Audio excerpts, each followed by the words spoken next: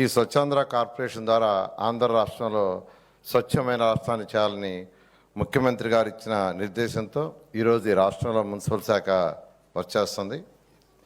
అయితే ముఖ్యమంత్రి గారు ఎప్పుడు ఒకటే చెప్తారు, ఇది ప్రజల యొక్క అందరి భాగస్వామ్యంతోనే మనం దీన్ని అచీవ్ చేయగలం, అలా కాకుండా మనం అచీవ్ చేయలేమని వారు చెప్పడం, దాని మీదనే వారు ప్రతి నెల 3వ శనివారం వారే స్వచ్ఛందంగా ఒకరోజు దీన్ని స్పెండ్ చేస్తూ ఈరోజు ఈ కార్యక్రమాన్ని ముందుకు తీసుకుపోతున్నారు.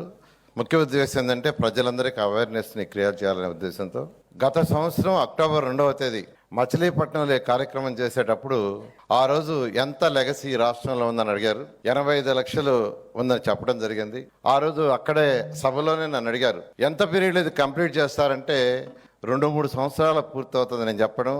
అక్కడికక్కడే ఆదేశించారు, కాదు నాకు 1 yearలో కంప్లీట్ చేయాలి, 2025 అక్టోబర్ 2కి పూర్తి చేయాలని వారు ఆదేశించారు.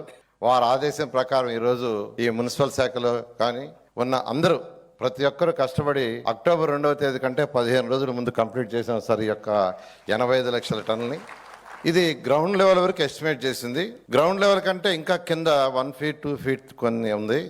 అదంతా ఎస్టిమేట్ చేసే సుమారుగా 25 లక్షల నుంచి 30 లక్షలు ఉంది.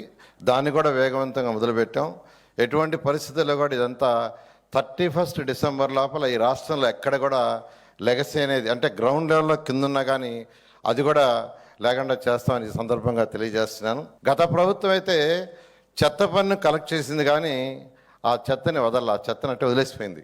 కానీ ఈ ప్రభుత్వం ఎన్డీఏ ప్రభుత్వం ముఖ్యమంత్రి గారి యొక్క ఆధ్వర్యంలో దాన్ని 85 లక్షలు పూర్తి చేసాము. బ్యాలెన్స్ కూడా ఏదైతే గ్రౌండ్ లెవెల్ చేస్తామో తెలియజేస్తున్నాను.